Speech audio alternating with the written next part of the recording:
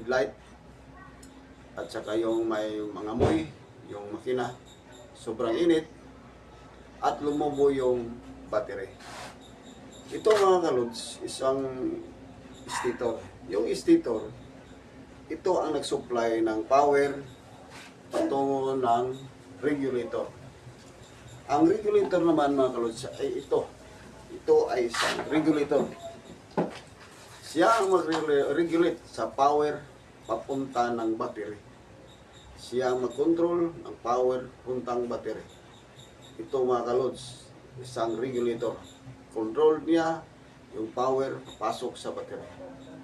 Sira o wala ng regulator, yung pumasok na sa iyong battery ay sobrang-sobra na sa 12 volts. Ang mangyari mga kalods, kung sira na yung regulator mo,